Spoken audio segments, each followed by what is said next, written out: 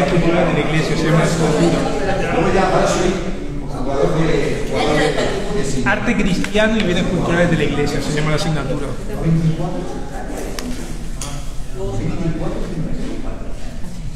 ¿Está encendido? Perfecto. Si me sale mal el título. Bueno, da igual si es una versión. Yo creo que empezamos, ¿no?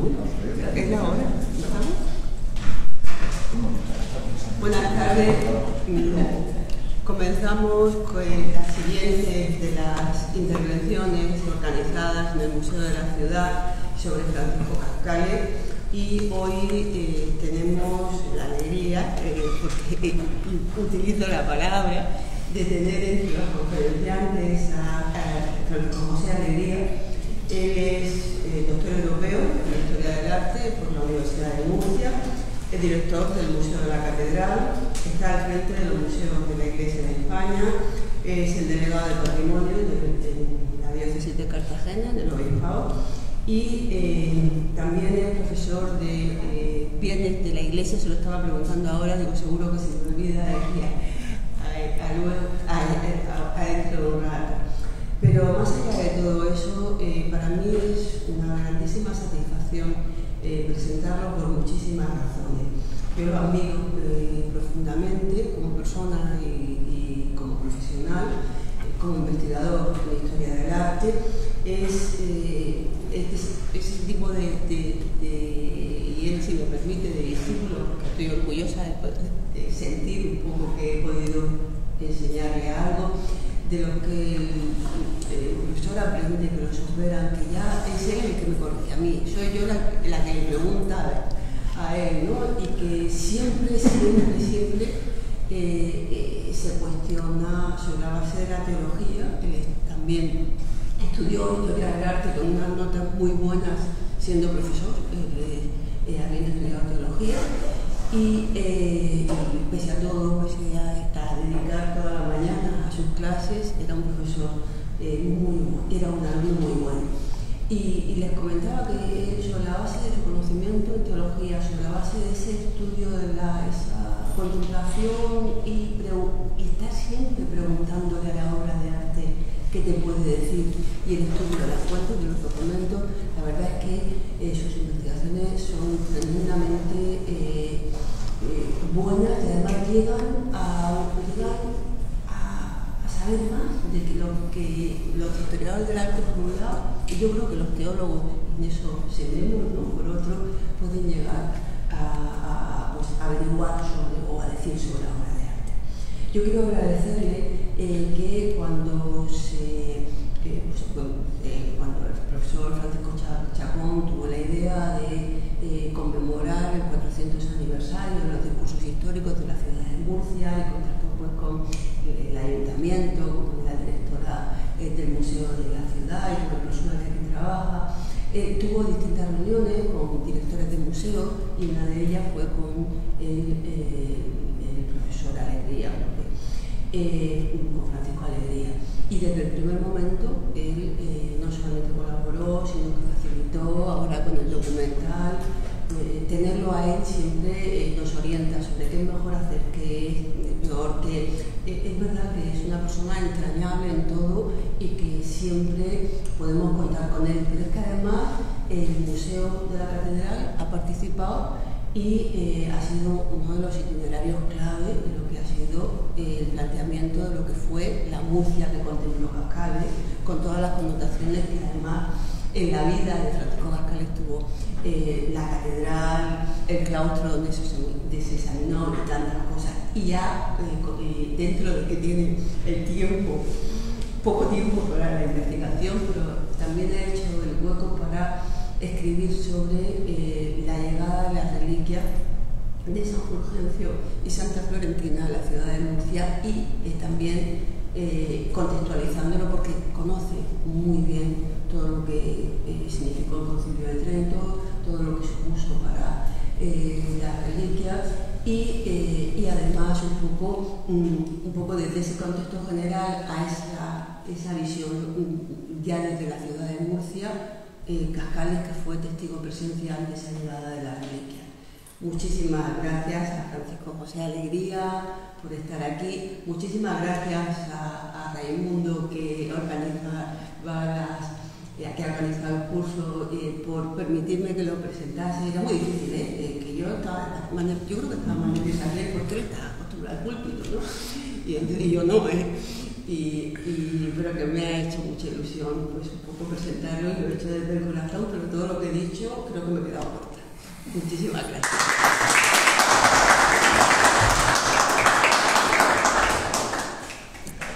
Comprenderéis que tengo que comenzar dando las gracias a la profesora Concepción de la Peña por esta generosa y cariñosa presentación que ha hecho de mí.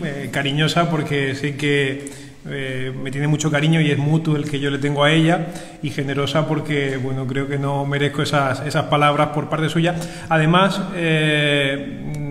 solamente corregirle una cosa, dice que ha contribuido un poco, y no ha sido un poco, sino que prácticamente mi formación en los estudios de Historia del Arte, pues ella ha sido mi maestra y sigue siéndolo, a pesar de que ella diga de que han cambiado las tornas, no han cambiado, sigo yo siendo el que aprende constantemente de ella, que quien la conozca sabe de sobra que no puede ser de otra manera con Conchita. Mi agradecimiento a ella, mi agradecimiento al profesor Francisco Chacón por invitarme a participar en este cuarto aniversario, en este ciclo de conferencias, en la publicación tan estupenda, ¿no?, que se ha conseguido llevar a cabo, bueno, en todo ese itinerario a lo largo de distintos lugares de la ciudad de Murcia. Y creo que esta iniciativa y este trabajo pues es de un mérito y de una labor extraordinaria que hemos de agradecerte, porque verdaderamente pues una ciudad vive también de poner su mirada en estos acontecimientos, volver a profundizar, y cuando se hace de manos de un experto como el profesor don Francisco, pues es una gozada, ¿no?, que siempre enriquece. 4 siglos después nos sigue enriqueciendo a todos. A don Raimundo por esta coordinación de conferencias, a doña Consuelo que nos presta su casa, aquí el Museo de la Ciudad, y a todos vosotros que generosamente habéis venido esta tarde a escuchar mis humildes y sencillas palabras, de las que estoy seguro que todos de vosotros ya conocéis muchísimas cosas, y simplemente pues mi intención, bueno, pues que reflexionemos sobre lo que creo que es un aspecto importante, ¿no?, en los escritos, en la obra de Francisco Cascales, aunque quizá sea pequeño, pero yo creo que presta la suficiente atención al acontecimiento, por ejemplo, de la Avenida de las Reliquias de San Fulgencio, a la construcción del primer altar que tuvieron esas reliquias en la catedral, a la propia capilla de la Inmaculada Concepción, que también alberga importantes relicarios, aunque se hiciera unas décadas posterior, pero él la conoció, y por lo tanto, por la trascendencia que ha tenido para la propia catedral y para la historia del arte en nuestra ciudad y en nuestra región de Murcia, creo que era suficientemente importante para que, bueno, pudiéramos reflexionar y poner nuestra mirada en ese aspecto de la Murcia, del tránsito del siglo XVI al siglo XVII, que bien nos ilustra Francisco Cascales en sus obras. Además, la vida de Francisco Cascales, cuando uno, bueno, pues ve las posibles fechas de su nacimiento, ¿no?, en torno a 1563-67, ¿no?, hay siempre, y el final de su vida en torno a 1642, pues uno percibe que coinciden prácticamente a la perfección con lo que los historiadores, sobre todo pues los que seguimos la denominación de Hubert Yedim, un historiador de la Iglesia, que quiere llamar reforma católica, no contrarreforma, ¿no? La reforma católica, pues la vida de Francisco Cascales coincide perfectamente con ese lapso de tiempo, ¿no?, que está marcado por una parte por el Concilio de Trento, y por otra parte, pues lo que ya es el comienzo de la controversia jansenista, ¿no?, con la primera bula en 1642 de Urbano VIII contra el Augustinus de Jansenio, y por lo tanto, bueno, pues se encuadra perfectamente, podríamos decir, en ese lapso de tiempo que llamamos reforma católica. Y por lo tanto Francisco Cascales es testigo de primera mano de una de las características de este periodo en cuanto a, podríamos decir, espiritualidad o religiosidad, que es el culto a las reliquias. Uno podría decir el culto a las reliquias es algo ancestral, ¿no? Tan antiguo, podríamos decir, como la antigüedad, Santa Elena, ¿no? En la invención de la Santa Cruz en Jerusalén, y por lo tanto la veneración a aquellos objetos sagrados. La Edad Media es conocedora de un culto extraordinario a las reliquias, pero sin embargo en este periodo en el que llamamos Reforma Católica se revaloriza, sobre todo por los decretos conciliares, ¿no? el culto a las reliquias. Será fundamentalmente el decreto 25 de la última sesión del concilio cuando se pide a los obispos que se potencie la veneración a las reliquias. Por lo tanto, estamos en un momento de extraordinario auge para ese fenómeno de la religiosidad y de la espiritualidad, que es la veneración de los cuerpos santos. Además, no se puede perder de vista, ¿no?, que pocas décadas antes, es decir, el comienzo del siglo XVI, había vivido Europa la controversia reformadora, Lutero, Calvino, Zwinglio, los distintos reformadores que, entre sus múltiples peculiaridades en cuanto a la espiritualidad y a la religiosidad, se manifestó sobre todo en algunos de ellos una animadversión hacia el culto a las reliquias, que fue una de las características, podríamos decir, que unida a la iconoclastia que estos reformadores llevaron a cabo en distintas iglesias, ¿no? Por ejemplo, como pueden ver en la pantalla, un grabado que ilustra bien lo que fue la destrucción de tantas iglesias, en este caso la de Amberes, la iglesia de la Virgen de Amberes, ¿no? Y por lo tanto la admiración casi con la boca abierta de media Europa, la Europa sobre todo del sur, la Europa católica, que asistía estupefacta a la destrucción de importantísimas colecciones de reliquias que atesoraban los templos importantísimos de la cristiandad de la zona de mayor influencia protestante. Bien, pues se entiende de ese modo como, pues, llegado ya las últimas décadas, la mitad del siglo, la segunda mitad del siglo XVI, Francisco Cascales viviera un momento de extraordinario auge y devoción hacia las reliquias, que, como he dicho, digamos, encuentra su espaldarazo en la última sesión del Concilio de Trento, precisamente en la de 1563, ¿no?, ese año tan decisivo, en el decreto 25, la última sesión, cuando se pide a los obispos que potencien la veneración de las reliquias entre el pueblo santo, sobre todo, pues yo creo que con el fin de revalorizar la idea de santidad, ¿no?, algo que aparece constantemente, pues incluso en los mismos tratados sobre la vida sacerdotal, la vida de los obispos, se pide la auténtica reforma de la Iglesia, que es una reforma en santidad, y por lo tanto lo mejor es reivindicar la vida de los santos y reivindicar incluso los cuerpos de los santos para estimular a la santidad. Bien, pues será el Concilio de Trento el que ponga ese fecha de inicio, que nos viene a coincidir más o menos con el comienzo de la vida del licenciado Francisco Cascales. Es significativo como, bueno, pues además de estas iniciativas de la autoridad eclesiástica, en este caso de un concilio ecuménico, pues servidero de culto a la reliquia, se encuentra en Roma el epicentro, ¿no? En 1576, es decir, poquitos años después, encontramos como, bueno, pues en el colegio, de unas obras que se están haciendo en el Colegio Germánico de Roma, un colegio de los jesuitas que la Compañía de Jesús tiene para Roma, unas obras, se pide licencia al Papa y, pues, fortuitamente en esas obras aparece el cementerio de San Hermes, en la Vía Salaria.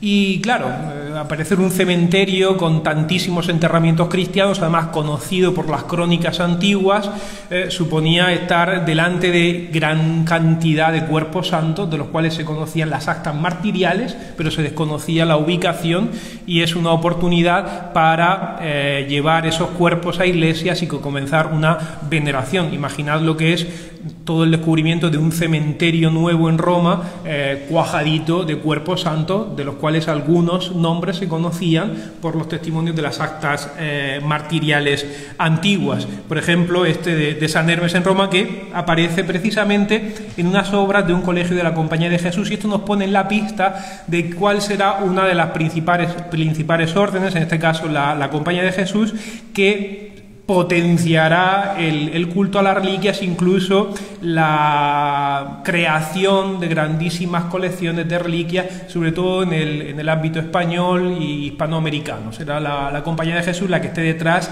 de ese venir de reliquias desde Roma, fundamentalmente, hacia nuestra tierra. Poquitos años después, en 1578, aparecerán otras nuevas catacumbas, también fortuitamente, en este caso las de Vía Salaria Nueva, que se llama Catacumba Anónima de Vía Anapo en Roma. Bueno, pues fortuitamente una persona cae, ¿no?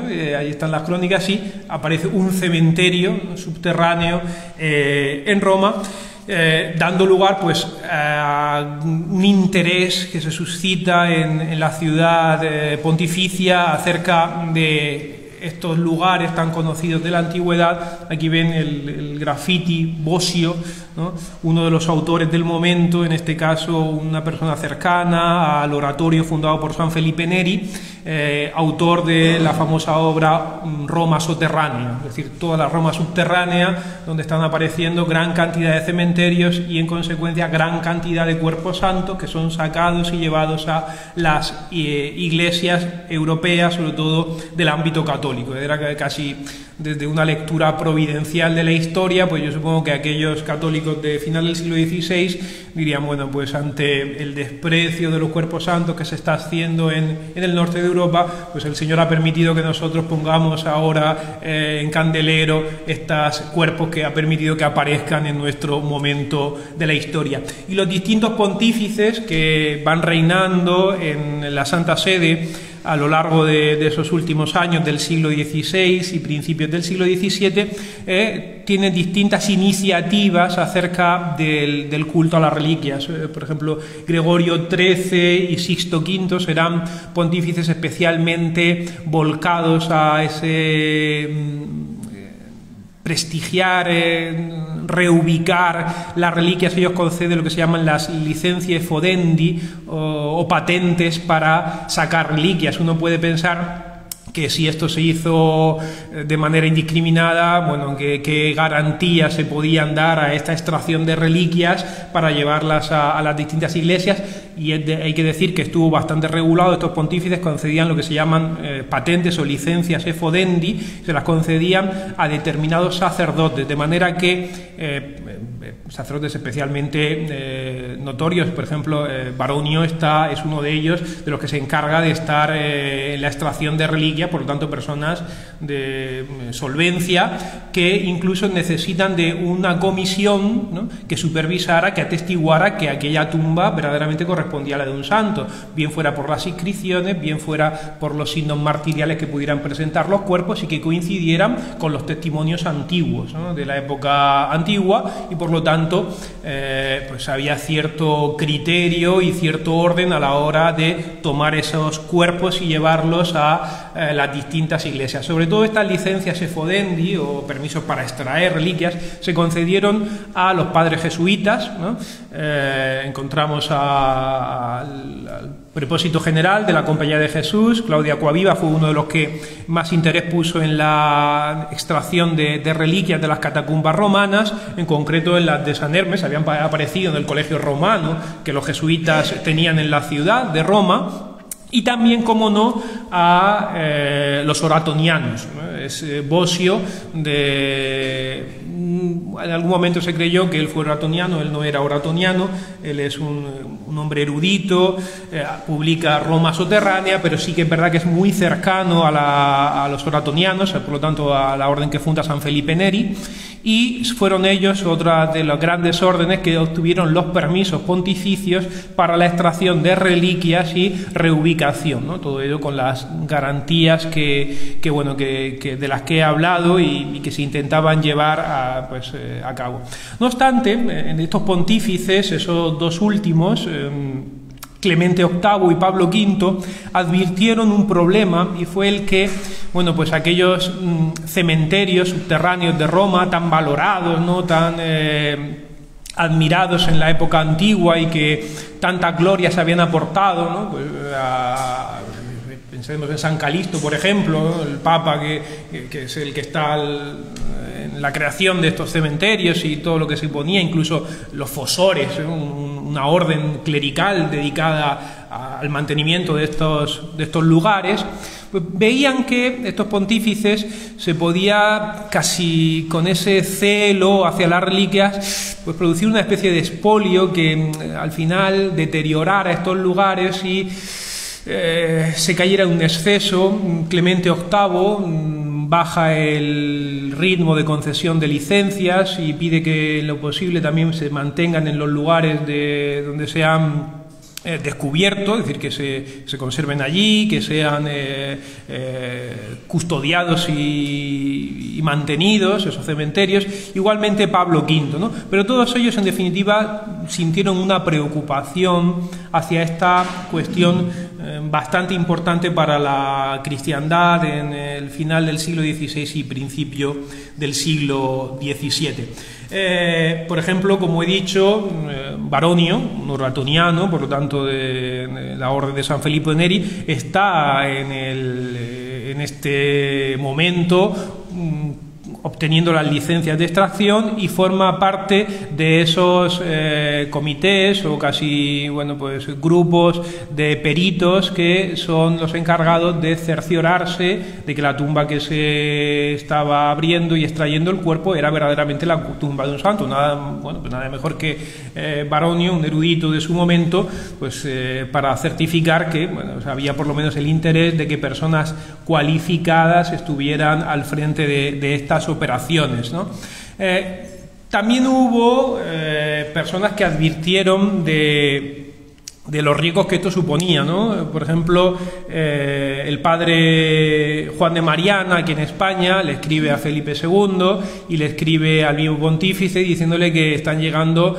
Claro, yo no sé si él conocía de primera mano lo que había en las catacumbas, él sabía lo que estaba llegando a España, la cantidad ingente de reliquias que estaban llegando, cómo se estaban formando relicarios grandísimos en templos, y dice, están llegando en una cantidad enorme, y posiblemente advirtiera que aunque, bueno, los criterios de extracción siguieran ciertas garantías en los cementerios romanos, cuando llegaban a España no sé cuáles eran esos criterios, y él advierte, dice, se está posiblemente descontrolando esto de la venida de reliquias, y escribe al mismo pontífice después de haber escribido a Felipe II y le dice que lo mejor es que se conservaran en su sitio. Viene a decir el padre Mariana, ¿no?, advirtiendo de que bueno, está muy bien que se veneren las reliquias en las iglesias de los países católicos, pero que está asombrado de la cantidad de reliquias en el número y en la calidad, ¿no? Son cuerpos enteros, ¿no? No pensemos que son, algunas veces son determinados huesos de los santos, pero hay veces que llegaban cuerpos enteros de santos que eran el auténtico tesoro de una de las iglesias, de cualquier iglesia que recibiera esto en el momento. Y el padre Mariana desde España advierte, de la Compañía de Jesús, y por lo tanto esta compañía, la primera en obtener estas licencias, advierte de lo que suponía todo esto, ¿no? Fue fundamental en la Roma del momento, y todo esto lo digo para contextualizar. Yo creo que es importante contextualizar el momento en el que está Francisco Cascales, ¿no? Es decir, él es partícipe de todo esto y cómo al final va a tener su traducción en el ámbito nacional, en el ámbito local murciano, y se va a hacer eco en sus obras el licenciado. Bien, pues en 1599, ya al final del siglo XVI, aparece una de las tumbas quizás más deseadas de encontrar por los cristianos, y es en las obras que el cardenal Paolo Emilio Sfondrati está haciendo en Santa Cecilia. Es un cardenal volcado con su iglesia en el Trastevere, Santa Cecilia del Trastevere, y aparece el sarcófago con el cuerpo incorrupto de la mártir romana. Santa Cecilia, ya estamos hablando de una mártir de primerísimo nivel, ¿no? Sobre todo porque es una de las mártires que se incluyen en el canon romano, es decir, la plegaria que se tiene que decir al celebrar la misa. Es decir, el nombre de Santa Cecilia se pronuncia siempre al decir la Santa Misa. Uno de esos santos escogidísimos y selectísimos que existían en el canon romano, y por lo tanto el Santa Cecilia no era cualquier sepulcro que apareciese en ese momento.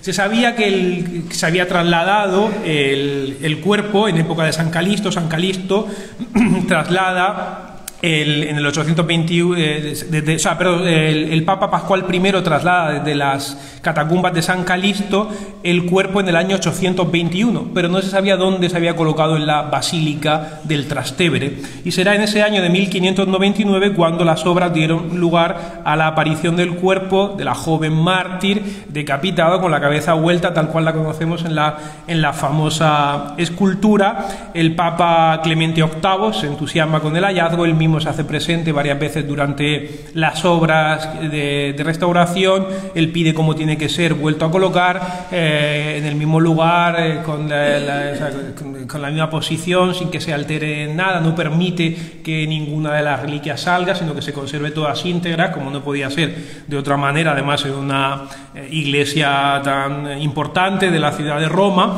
Y supuso pues un impacto fuerte para toda la cristiandad el descubrimiento del sepulcro de Santa Cecilia.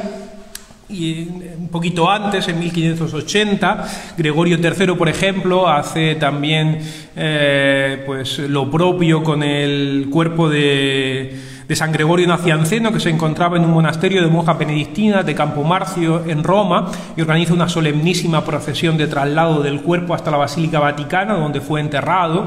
Un festejo que es la crónica del momento, detalladamente cuenta con todos los pormenores cómo se organizaron las fiestas. Imaginaos en ese momento las fiestas en Roma por el traslado de un cuerpo, nada más y nada menos que San Gregorio Nacianceno, uno de los padres de la Iglesia griega y por lo tanto un santo doctor. Era algo grandísimo, una lumbrera de la Iglesia, y fue conducido, ¿no?, por creo que una cantidad, 932 sacerdotes participaron en el cortejo, y entrado a hombros en la Basílica Vaticana solamente por hombros de cardenales, y el mismo pontífice baja de la silla gestatoria y acompaña el cuerpo de San Gregorio Nacianceno. Es decir, unos cortejos que eran extraordinariamente pues apabullantes en cuanto a la fiesta, y que los vamos a ver después, mutatis mutandi, en nuestra Murcia, de poquitos años después, cuando vengan las reliquias de San Fulgencio, ¿no?, porque se organiza un cortejo similar. Bien, pues esto es lo que se está viviendo en Roma en este momento, una apoteosis al culto de las reliquias.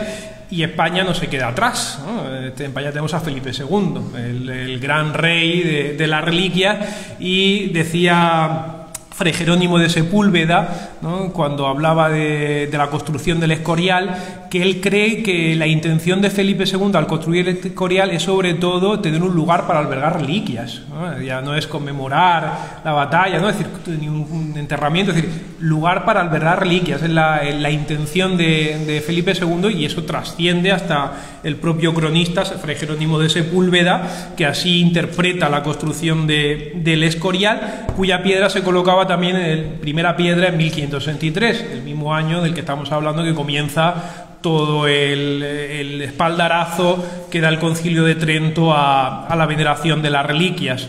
Hace la gran colección de reliquias, perdón, estas imágenes que he olvidado pasar, pues nos hablan de cómo aparece el cuerpo de Santa Cecilia, la colocación por el pontífice, ¿no?, y la famosa escultura de Maderno en la Basílica. La construcción del Escorial, como les venía diciendo, 1563, con esa intención, al parecer, del cronista, y todos conocemos el viaje de Ambrosio de Morales, enviado por el propio Felipe II, para recabar información, y no solo información, sino también reliquia para el monasterio del Escorial. Claro, al final la moda de Felipe II es moda de la corte, ¿no? Ahí tenemos los relicarios las pinturas de Federico Zúcaro en los relicarios del monasterio del Escorial, ¿no?, de 1586.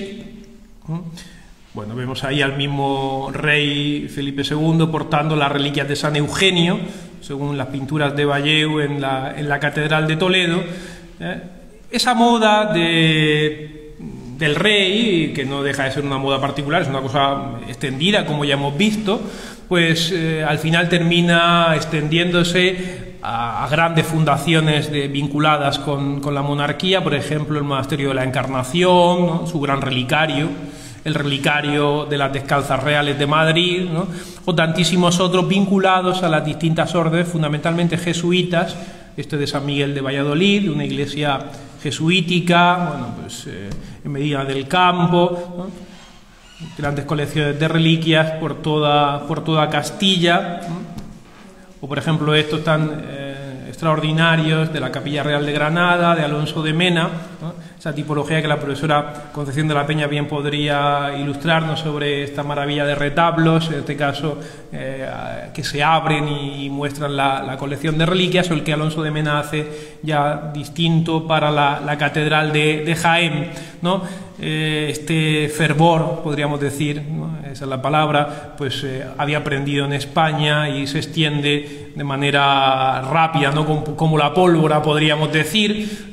Hemos hablado de esa época, cómo llegan las reliquias de San Eugenio, obispo de Toledo, a la propia ciudad de Toledo, portadas por los miembros de la familia real, o también las de Santa Leocadia, también llegando a la Catedral de Toledo, y como aparece en ese relieve en plata de la propia arca de reliquias que ejecuta Francisco Merino.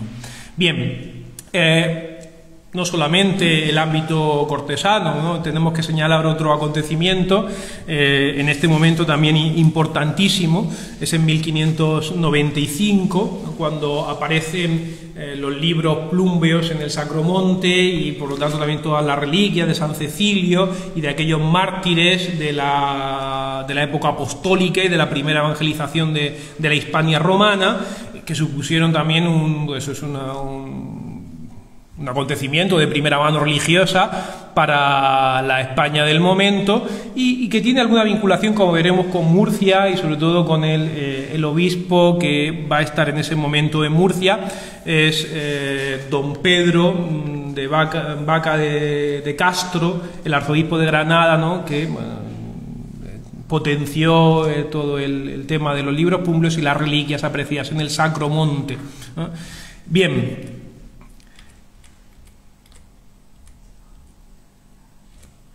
no solamente relicarios, retablos relicarios importantísimos, ¿no? Fijaos la configuración de espacios como por ejemplo el ochavo de la Catedral de Toledo, ¿no?, pensado para ya como una capilla exclusiva para albergar las importantísimas reliquias de la Catedral Primada de Toledo. Bien, este es el panorama, digamos, europeo, Roma, el panorama nacional, sobre todo con la corte de Felipe II y los distintos acontecimientos y relicarios que van extendiéndose por toda España. Y en Murcia pues se hace lo propio, es decir, no se queda al margen de este fervor, y el licenciado Francisco Cascales da testimonio precioso en sus discursos históricos, de los cuales conmemoramos el cuarto centenario, y el manuscrito de la Biblioteca Nacional con la historia del Colegio de San Fulgencio, de la Santa Iglesia de Cartagena, ¿no?, en ese capítulo primero que pueden leer, pone: de las reliquias de San Fulgencio y Santa Florentina, trasladadas a la ciudad de Murcia por don Sancho de Ávila y Toledo, ¿no? Será el texto donde también recoja todo el acontecimiento extraordinario que vivió la Murcia del final del siglo XVI. Bien, el licenciado Francisco Cascales es testigo de lo que, digamos, comienza en Murcia el obispo Sancho de Ávila y Toledo, del que él hace mención, y no solamente mención, sino elogio.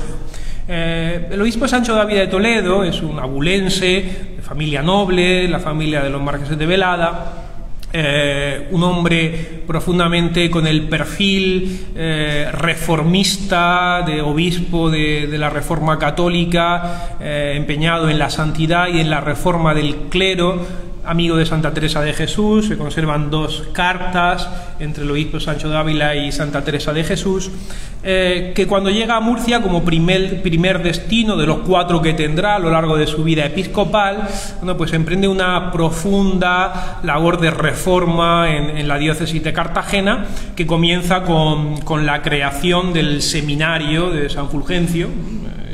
Le da el nombre del santo que él conoce, obispo de Cartagena y hermano de los otros 3 santos cartageneros, y aparte emparentado con el linaje real, ¿no?, por el vínculo de San Hermenegildo, sobrino de ellos, y decide crear un seminario con esa intención de potenciar la formación de los futuros sacerdotes.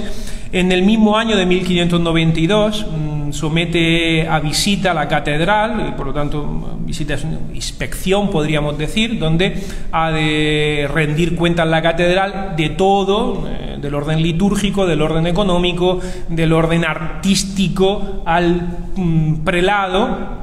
Y en esa visita toma mucho interés por las reliquias. Es significativo, por ejemplo, cuando visita la capilla de San Dionisio de Areopagita, que había sido fundada en el siglo XIV por Jean de Brondeville. Él conoce que en la fundación hay relicarios importantes y dice: ¿dónde están los relicarios? O sea, aquellos relicarios se habían perdido, ya en el siglo XVI no se conservaban. Le dicen: no sabemos dónde están estas reliquias. Y pregunta también por los relicarios que se conservaban en la capilla de los Vélez, en este caso 2 bustos que actualmente se conservan en el Museo de la Catedral de Murcia, de 2 santos mártires romanos, San Félix y San Adeucto, que se construyeron para conmemorar la victoria de la batalla de Orihuela, 1521, donde el Cabildo puso mucho empeño junto con el Marqués de los Vélez, y se libró ese día, el 30 de agosto, día de San Félix Adeucto, y el Cabildo le dedicó fiesta con procesión, y el Marqués 2 bustos con reliquias para su capilla. Se interesa Sancho de Ávila por estos bustos que permanecían en ese momento, se conservan actualmente en el Museo de la Catedral. Y a pesar de eso, se da cuenta en la visita de 1592 de la escasez de reliquias de la Catedral de Murcia, ¿no? Comparado con otros templos, él conocería templos castellanos, la misma Catedral de Ávila, Salamanca, de donde venía, y se da cuenta que son poquitas las reliquias. Y yo creo que no solamente, digamos, que pasa revista a la catedral, la somete a visita, sino que se preocupa con verdadero celo de pastor de crear un relicario que fuera por lo menos suficientemente digno para un templo principal en una diócesis como es una catedral. Y lo hace de 2 maneras. En primer lugar, o de 3 maneras podríamos decir. En primer lugar, en la sacristía de la catedral, ya terminada, pues es una sacristía de las primeras décadas del siglo XVI, decide transformar el espacio, un habitáculo pequeño, no sé si han entrado a la Catedral de Murcia, conforme a la sacristía, un espacio cuadrangular en la base de la torre de la catedral, pues un pequeño habitáculo que se llamaba el archivo de la plata del obispo, o tesoro, porque ahí se guardaba la plata del pontifical, es decir, los objetos que el obispo utilizaba en los pontificales, que eran unos objetos reservados solamente para las liturgias del obispo y estaban por su valor reservados en un lugar de mayor seguridad. Decide que además de estar ese archivo de plata del obispo, es decir, ese lugar reservado para ese ajuar, se destinase a un oratorio para que los sacerdotes se recogiesen en oración antes y después de celebrar la Santa Misa. Es decir, ese celo pastoral de reforma del clero. Él quiere que el cura, pues eso, viva con la profundidad que requiere la celebración de la Santa Misa, y por lo tanto antes tiene que estar recogido sin dispersión, y decide que en ese espacio, ese oratorio, se construya un altar con doble puerta, una reja y una puerta, ¿no?, donde se coloquen las reliquias, ¿no?, de manera que sea el sacerdote el que esté rezando delante de las reliquias, ¿no?, para después poder celebrar la Santa Misa. Se crea, por lo tanto, el primer espacio con entidad en la Catedral de Murcia destinado a albergar las reliquias. A lo largo de la historia serán otros lugares también los que cumplan esta función. Eso como primera medida. Como segunda medida, él mismo decide incrementar el número de reliquias, porque podríamos decirle, usted quiere crear un espacio para albergar reliquias, pero ¿qué reliquias guardamos si no hay reliquias? Pues él mismo decide donar de su propia colección de reliquias importantes relicarios a la catedral, como por ejemplo este busto de San Calisto, a final del siglo XVI, donde se conserva parte del cráneo del pontífice romano San Calisto, ¿no? El relicario de San Prisciliano, que se conserva actualmente en el Museo de la Catedral, mártir romano, sacerdote mártir romano de la época imperial, cuyo cráneo también regala en este precioso busto el obispo Sancho Dávila a la catedral, o los relicarios de Santa Eugenia y Eugenita, que se conservan junto al de San Calisto en el presbiterio del altar mayor de la catedral, y además otros tantos relicarios que de su propia colección da a la catedral. La colección de reliquias del obispo Sancho Dávila es grandísima. Él describe, hace el inventario de sus reliquias al comienzo de su tratado, ¿no? Que vemos aquí, Tratado de la veneración que se debe a los cuerpos de los santos y sus reliquias. Lo hace en 1611. Es abundantísimo el inventario de reliquias del obispo Sancho Dávila, y ya ha donado todas las que tenía que donar a distintas catedrales, y aún así decían los cronistas que cuando es trasladado desde Jaén a Sigüenza fueron varios carros los que tuvieron que salir cargando las reliquias de su oratorio. Es decir, a un hombre tremendamente devoto de la veneración de reliquias, y de ello dio cuenta en el famoso tratado, posiblemente uno de los más importantes sobre veneración de reliquias, que vio la luz en 1611, por lo tanto en época del licenciado Cascales, del cual él hace mención y por lo tanto conocedor del mismo. Bien. Y por último, la última medida del obispo Sancho Dávila para el incremento de las reliquias fue conseguir la reliquia insigne de la Catedral de Murcia desde la villa extremeña de Berzocana, que eran las reliquias de San Fulgencio y Santa Florentina. El obispo Sancho Dávila pues conoce o está inmerso en el fervor, ¿no? Incluso en esa visión del pasado, de la historia, ¿no? propia de los anales, de Baronio, y él está entusiasmado de los orígenes cristianos de la diócesis de Cartagena, y dice, tenemos aquí como obispo a una lumbrera de la iglesia visigoda, en este caso, a San Fulgencio, y no puede pasar esto como algo, bueno, sin relevancia, y decide solicitar a la villa de Berzocana parte de las reliquias de San Fulgencio y Santa Florentina, que, bueno, pues en época de la invasión musulmana habían sido llevadas allí. Después, en el siglo XIII, habían aparecido los cuerpos y colocados en la iglesia de la villa de Berzocana. Decide solicitarlas, evidentemente con la negativa del pueblo de Berzocana,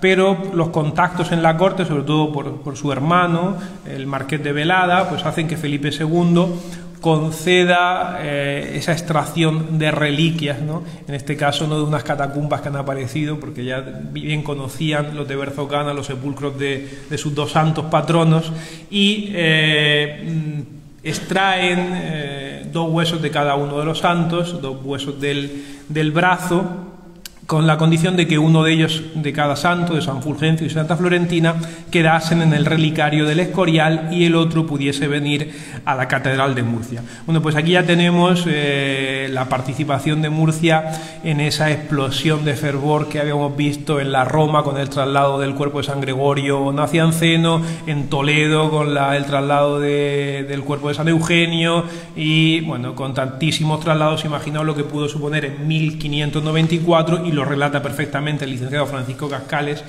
para la ciudad de Murcia, la venida de las reliquias, que para preparar precisamente esa fiesta estuvieron en Espinardo varias semanas, hasta que se preparó la fiesta, ¿no? Entrando por la Puerta de Molina, un recorrido, ¿no? Preciso, llegaron las reliquias desde Espinardo hasta Murcia en mula, ¿no? Recordando la entrada del Señor, ¿no? en Jerusalén, y descabalgadas de la mula, el obispo hizo ostensión de las reliquias, que venerándolas todo el pueblo, las introdujo en una arqueta, pues de esas que llaman ensalayadas, ¿no? de terciopelo tachonado, y las procesionan ya los canónigos, ¿no? Recordando, fijaos, a la procesión de San Gregorio Nacianceno, los cardenales introduciendo, y las distintas obras religiosas, las reliquias por toda la ciudad de Murcia, construcción de arcos conmemorativos con inscripciones y lemas alegóricos a los dos santos, a su linaje, a la grandeza de su santidad, y llegaron a la catedral entrando por la puerta de la Trapería, de ahí el nombre de Puerta de San Fulgencio, porque por ahí entraron, que es el nombre de la puerta de Trapería, el Puerta de San Fulgencio, entrando por allí las reliquias que por última vez allí en la puerta el obispo hizo ostensión de ellas, y los algodones que traían entre medio los repartió entre los miembros del concejo y los canónigos de la catedral para que guardaran como reliquia de contacto, que se llama, aquellos algodones, ¿no? Introduciéndolos en la catedral de Murcia y colocándolos en el altar mayor, en el lado de la epístola. Recordemos que el lado del Evangelio, según se mira el de la izquierda, estaba ya desde las primeras décadas del siglo XVI el sepulcro del corazón y las entrañas del rey Alfonso X el Sabio. Pues en lugar simétrico se colocaron las reliquias de San Fulgencio y Santa Florentina. Un acontecimiento que debió ser de primerísima mano para los hombres del siglo XVI, y del que se hace eco, como no podía ser de otra manera, el licenciado Cascales como testigo, que es presencial de este precioso acontecimiento.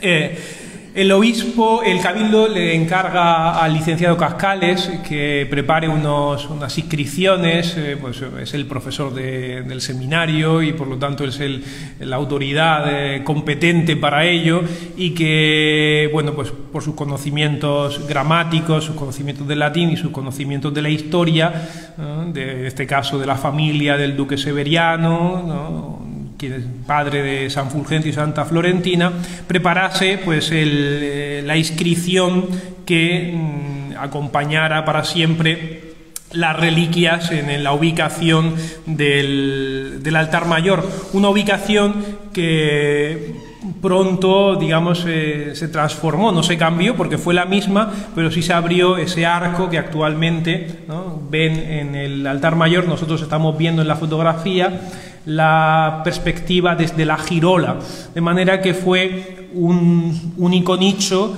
digamos, practicable desde dos altares, un altar interior en el presbiterio, pero lo restringido del presbiterio no permitía que pues los fieles acudieran a rezar y tuvieran cercanía con las reliquias, y se construyó un altar también hacia el exterior en la girola, con transformaciones en los siglos venideros, como bien ha estudiado la profesora Concepción de la Peña, con los retablos barrocos que después se llegaron a hacer.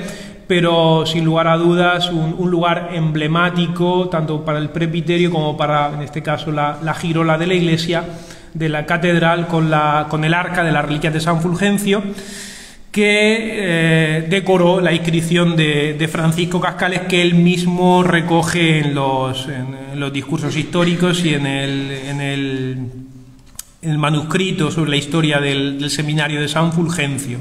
Será ya en época de Martínez de Ceniceros, principio del siglo XVI, 1607-1615, cuando se construya el altar hacia el exterior, y además con toda una alegoría a la familia, no solamente los santos Fulgencio y Florentina, sino la representación de los demás miembros de la familia. De ahí que después el culto en la diócesis se haya quedado como el culto a los cuatro santos, ¿no?, incorporándose San Isidoro y San Leandro, porque en definitiva no solamente se buscaba el potenciar el culto de los santos de los que se conservaban reliquias, sino hacer un alarde de la grandeza histórica de Murcia con toda la familia, y por lo tanto de la importancia de Cartagena en aquella época antigua.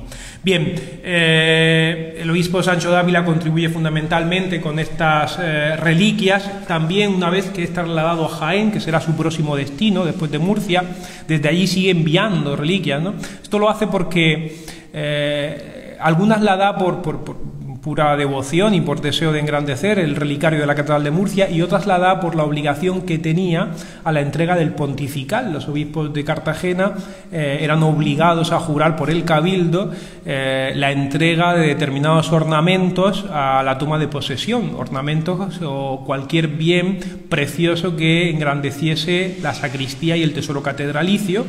Y el obispo Sancho de Ávila hace el juramento, los canónigos eran tremendos, y le exigen esto, y el obispo Sancho de Ávila desde Jaén envía pues un rico terno con frontal de altar, y sigue enviando relicarios de plata, unas pirámides llenas de reliquias, incluso varias de las reliquias que ya ha conseguido del Sacromonte, ¿no? De las de San Cecilio. La amistad con el obispo Pedro Vaca pues le llevó a adquirir, o por lo menos a que le entregaran diversas reliquias del Sacromonte, y las entrega a la Catedral de Murcia para que se conserven aquí. Por lo tanto, ahí está el vínculo en ese momento de Murcia con ese descubrimiento importante de la ciudad de Granada.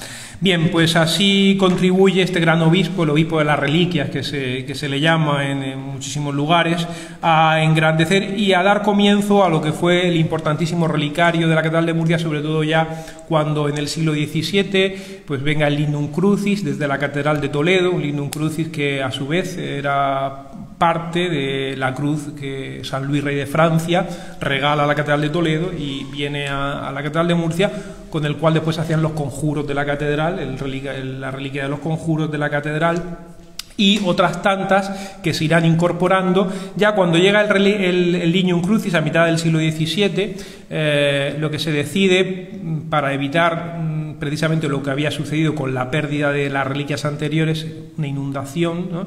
La de San Calixto en este caso, es ubicar el relicario en lo que era la capilla sacramental del retablo mayor. Murcia tenía doble capilla sacramental para la reserva del Santísimo Sacramento, la capilla del Corpus Christi, que hoy es la capilla de San Antonio, y en lo alto del retablo, seguramente a similitud con la Catedral de Toledo, con doble escalera de acceso, como el mismo Fray Antonio de Trejo cuenta en su visita, que él manda decorar, ¿no? Una capilla sacramental alta que estaba significada al exterior con un arca, ¿no? Como el Arca de la Alianza, ¿no? Después en el siglo XVIII enriquecida en plata. Bien, pues en ese lugar se ubicó el relicario, precisamente buscando la altura que impidiera que sucesivas riadas terminaran destruyendo o perdiendo los tesoros de la Catedral de Murcia.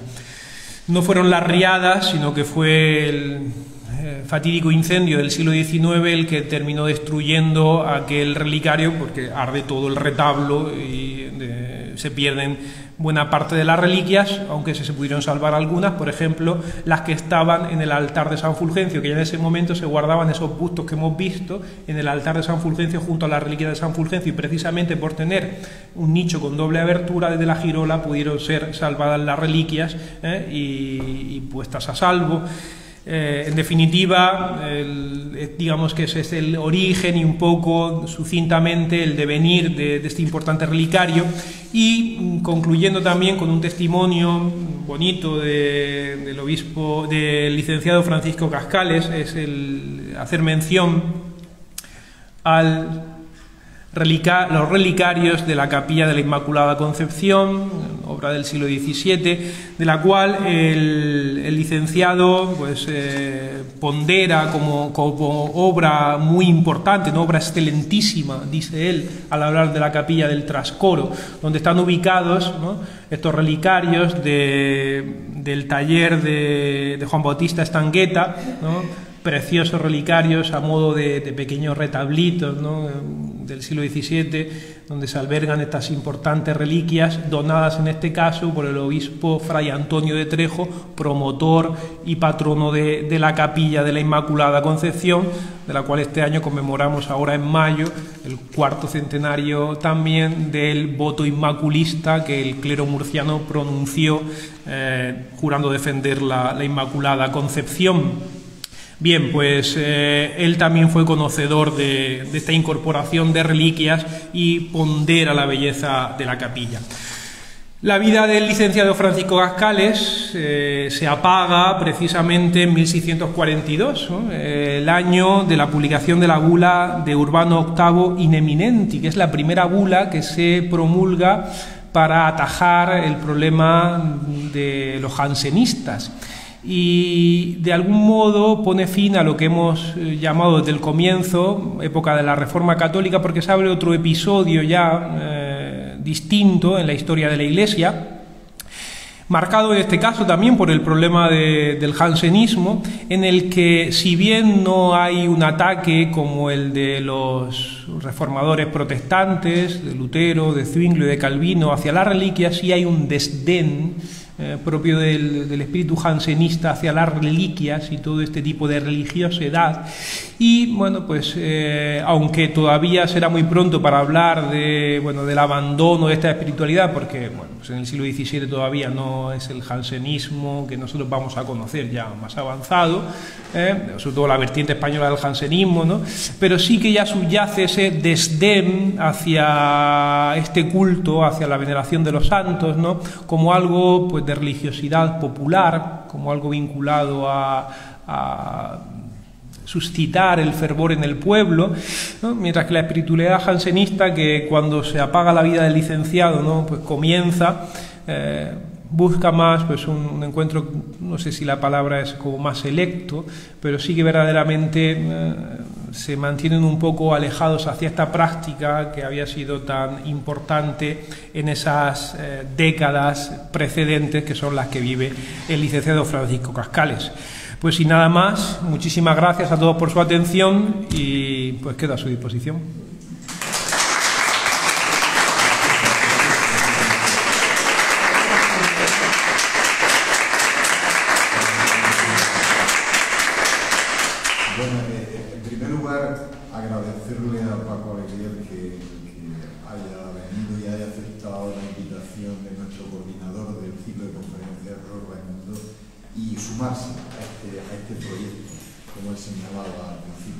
Porque además nos ha dado, a mí me ha permitido conocer un contexto que en cierto sentido desconocía, ya que los historiadores en muchas ocasiones hay facetas, por ejemplo, culturales, artísticas, teologales, religiosas, antropológicas, que a veces no tenemos en cuenta para ver el contexto general. Y ese contexto general, el que nos ha trazado muy bien, nos ha insertado muy bien Francisco Cascales y las reliquias en un contexto nacional e internacional desde Roma. Creo que eso nos ayuda muy bien a ver un proyecto que tenemos y que luego ya particularmente comentaré contigo un detalle al respecto. Pero yo quería señalar una pequeña cuestión y que agradezco también a Paco Alegría, porque gracias a él yo tomé contacto con don Juan, el párroco actual de San Nicolás, donde se encuentra el archivo parroquial de Santa Catalina, donde nació,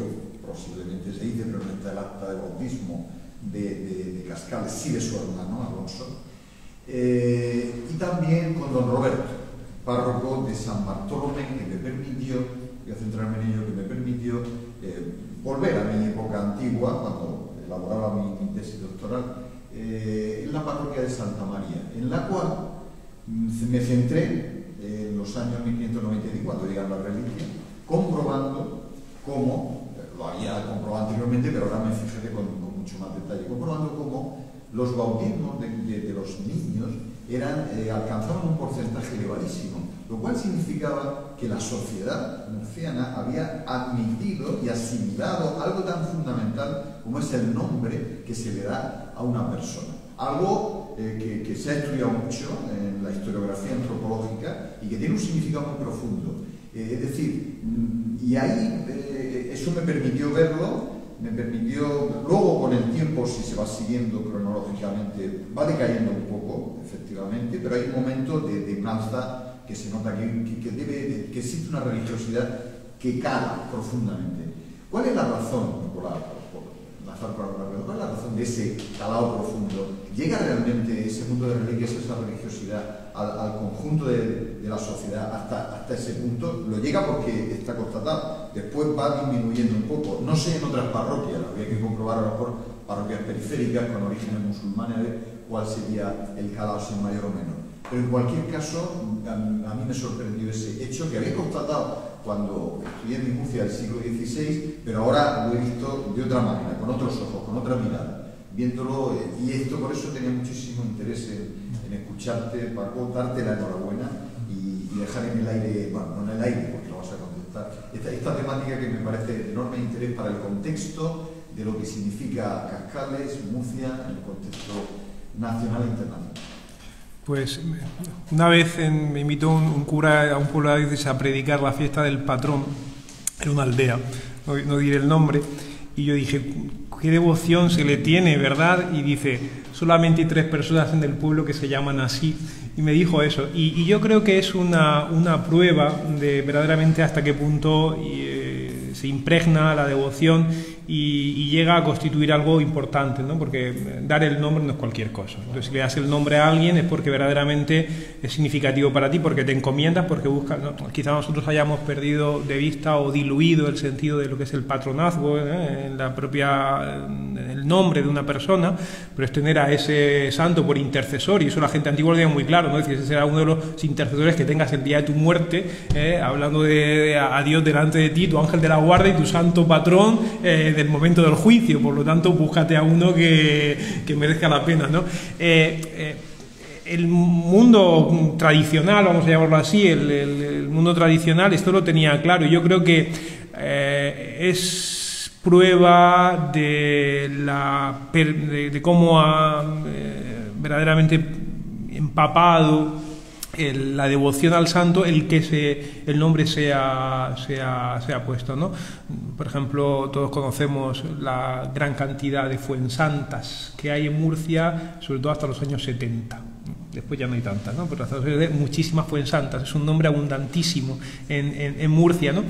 Yo creo que lo que viene a decir es eso, es que se puede constatar a través de este caso de un archivo parroquial el que esa devoción ha calado. Yo creo que eso es la prueba, ¿no? Esa sería la prueba. Yo pienso así, que esa es la prueba de que esa religiosidad ha calado. El motivo, pues yo creo que la cercanía a las reliquias influiría también. Yo supongo que, bueno, son reliquias que no solamente están en la catedral, es que tienen su fiesta el día de San Fulgencio, cuando le suponía la fiesta, salía de la procesión del Corpus acompañando.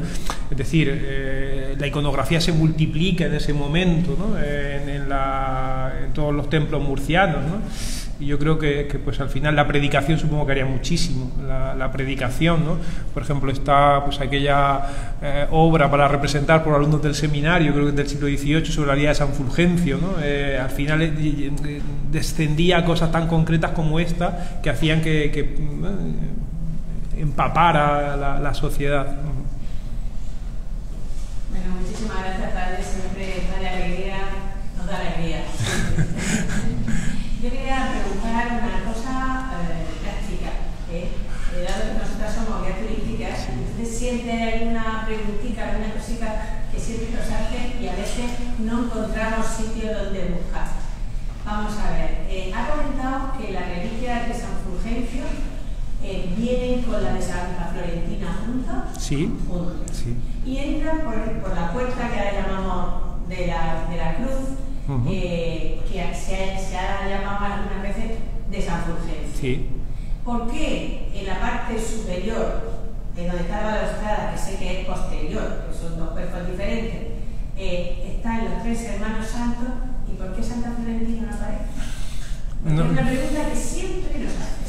No sabría decir la intención o la motivación que, pues en este caso, al Cabildo y bueno, pues al arquitecto junto con el Cabildo, porque el Cabildo era quien promovía la obra, le llevó a hacer la selección, incluso a la representación de la Virgen de la Leche, ¿verdad? Que está es una maravilla, ¿no?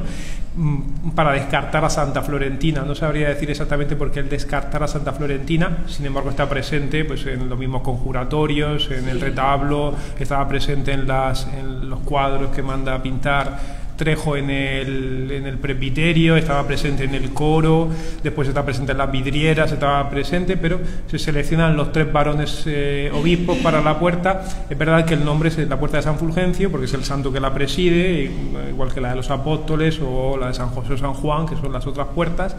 Santa Florentina, el acceso aquí en la calle Santa Teresa, su puerta, porque también pasan por ahí las reliquias y de ahí acceden, ¿no? La puerta de Santa Florentina. La selección iconográfica y el descarte de Santa Florentina no sabría... La cuestión de simetría o de ornamentación... Yo ahora mismo no me atrevería a concluir exactamente el porqué, ¿no? Pues posiblemente se pueda indagar y se pueda presumir el porqué, pero no sé si la profesora Concepción de la Peña, que ha estudiado muy bien la arquitectura del siglo XVIII y es conocedora, bueno, pues de la torre, los cuerpos del siglo XVIII, seguro que bueno, pues también pues quizá a lo mejor haya podido descubrir algo, no lo sé, pero el caso en que yo no podría decir ahora mismo el por qué se descarta San Florentina. Sí. El por qué no está Santa Florentina. ¿Qué decir? ¿Por qué no lo desconoce? Sí. Yo creo que es difícil contestar, pero desde el punto de vista de la formalización de esa arquitectura, que hay 3 sitios, entonces sobre el hueco debía ir una imagen y sobre encima otra que no se ha logrado y que quién iban a descartar, pues lógicamente Santa Florentina, y quién iba a estar en el centro, sobre San Fulgencio. Claro, sí, eso es una cuestión quizá de simetría, es una cuestión de simetría, porque si se la das, ¿no? Si se la das a San Fulgencio, al final 4 no tiene un centro, tiene 2 y 2, sin embargo 3 sí tiene un centro, y eso es una, ¿no? De la profesora Concepción de la Peña es que sabe mucho. No, pero es plausible y verosímil y muy lógico utilizar el sentido común. Un santo preside la puerta, hay que buscar la simetría, tienen que ir a 2 a cada lado, pues vamos a elegir a los 2 y después a la Virgen en el superior. Yo creo que es la lógica más... Al final estas cosas son de pura lógica, ¿eh? O sea que... Empieza, por ejemplo, Inmaculada, que en el vano principal de la fachada de la catedral no vas a poner una columna en medio. Sí. Claro. Por la final se ha logrado. Siempre hay la arquitectura que marca. Sí. La arquitectura marca y luego la iconografía, o el programa iconográfico se tiene que adaptar y a lo mejor siempre se queda fuera. Rompiendo una lanza a favor de Santa Florentina, tuvo su procesión propia, incluso igual que la de San Fulgencio, es decir, con las reliquias por dentro, igual que esa salida de San Fulgencio, Santa Florentina tenía su procesión claustral, incluso un canónigo de Murcia escribe una vida de Santa Florentina a final del 18, y bueno, pues tuvo un culto muy... Yo se lo he dicho a mis compañeros, digo, deberíamos recuperarlo, digo, porque tanto están las reliquias de él como de ella, y por lo tanto... deberíamos decir, bueno, pues si no queremos que el día del juicio nuestra patrona allí no diga qué. Sí. Pues queda otro, sí. Yo quería, sobre todo, darte enhorabuena por la charla tan estupenda. Pero durante la guerra las reliquias sufrieron algún estropicio de las hordas. No, en las reliquias de la catedral, gracias a Dios, la catedral tuvo buena conservación, la Junta de Incautación, además la misma catedral fue preservada, ¿no? Y las reliquias, es verdad que se habían perdido ya en el siglo XIX, la mayor parte en el incendio, pero las que se pudieron salvar se conservaron después y se conservan en la catedral, ¿no? Hasta ese Lignum Crucis de la Cruz de los Conjuros, que se sigue guardando. Ese oratorio del que yo he hablado, que se hace en el interior de la sacristía, en el siglo XVIII, se extrae parte del Lignum Crucis y se le pasa a la cruz de madera de los Conjuros, que es una cruz que tendrá 1,20 m más o menos, en madera, perfilada en plata, que tenía 2 oratorios. Un oratorio en la base, que es ese de Sancho de Ávila transformado, con pinturas alegóricas a la cruz, y un oratorio en lo alto de la torre, en el cuerpo de campanas, donde estaba la reliquia desde la Cruz de Mayo, es decir, desde el 3 de mayo hasta el 14 de septiembre, la Cruz de septiembre, el tiempo de conjuros, ¿no? Entonces, la reliquia estaba guardada en el oratorio de arriba ese tiempo y el resto en el oratorio de abajo, que está uno encima de otro en la misma torre, ¿no? Y incluso esa reliquia se conserva, está actualmente en el relicario de abajo, en ese espacio, estaba conservada allí. Dos preguntas rápidas. Sí. Pero me suscita curiosidad por qué otros relicarios pudo haber, pero no tan importantes como el de la catedral, en la Murcia de esa época posterior. No sé si alguna orden religiosa, franciscana, jesuita, jerónimo, llegaron a un convento femenino, llegó a tener ciertos relicarios de entidades que se hayan perdido por la desamortización o por la guerra. Y Y luego una segunda curiosidad que va unido a eso. Aquí en San Andrés, por el convento agustino, estaba el cuerpo, no sé si completo, de San Teodoro, es uno de los conjuntos, una de las reliquias más importantes de la ciudad. Esa sí que creo que se perdió en la guerra civil. Sí. Así que los conventos también debían tener una cierta potencia de reliquia, igual que algunas posesiones de los Fajardo, en vez del blanco queda el relicario de Santa Rosalía de Palermo, sin embargo en Mura se perdió, creo, el de San Felipe Mártir. O sea, que son reliquias que llaman de Italia, de Sicilia, cuando son virreyes. Claro, por ejemplo, la propia catedral, los marqueses de los Vélez están enriqueciendo su propia capilla con las reliquias de la leche de la Virgen, ¿no? Al final, siempre la vía fundamental de venida de reliquias es desde Roma, y entonces las zonas religiosas son un cauce fabuloso porque tienen casas en Roma, la casa general suele estar en Roma y tienen casas en todas partes, y por lo tanto son muy ricos los conventos. Los franciscanos tuvieron una colección de reliquias importantes, los mercedarios también. Los conventos femeninos me parece que no tanto, fueron menos por la propia autonomía de un convento femenino, porque en el fondo un convento monjas es autónomo y por lo tanto no tiene ese vínculo, salvo que un patrono pues enriqueciera el convento con donaciones. Pero las propias órdenes, por ejemplo, una de las colecciones importantes de reliquias de la diócesis, Santa Ana del Monte, es un gran relicario que se conserva en los dos retablos laterales de Santa Ana del Monte, ¿no? Fueron importantes colecciones de reliquias. Posiblemente al final los patrones son estos, No, yo desconozco también las...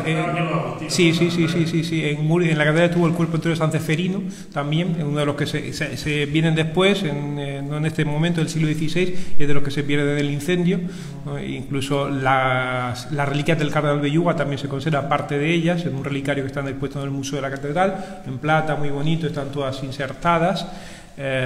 Bueno, pues me parece que... No sé si es el sermón del padre Pajarilla o pues, es que desconozco el autor, pero sí que hace mención de las grandes reliquias que tiene en ese momento la catedral de Murcia, ¿no? Y presume de ello. Una vez de la conexión no viniera, porque estoy pensando en la de los agustinos, los patronos de la capilla mayor eran los marqueses de Pinardo, sí. Y los de la capilla de la Resaca, los marqueses de Corbera. Sí. También pues tendría su contacto con la corte o con otros sitios donde comprarlo. Seguro que debió haber colecciones maravillosas de reliquias. Lo que pasa es que, por ejemplo, la desamortización desaparecería todo, y por lo tanto incluso testimonios documentales creo que pocos, ¿no? Parte del archivo está en Valladolid, me parece, ¿no? El de los agustinos, creo que está en el Museo de Filipinos, está el parte del archivo, y en algún momento alguien ha accedido a ver cosas de aquí, pero no sé hasta qué punto se puede intentar investigar la presencia de estas colecciones de reliquias y el origen de las mismas, ¿no? O sea, decir, por ejemplo, San Juan de Dios tuvo importantes reliquias que en ese momento el Sancho de Ávila hace que vayan a la catedral, ¿no? Porque las ve en mal estado y las reubica en unos relicarios nuevos y las pasa a la catedral y luego las devuelve a San Juan de Dios, a la capilla de la catedral. Me acordaba al verte. Sí, es que queda relicario, efectivamente, sí. Enhorabuena, porque muy bien.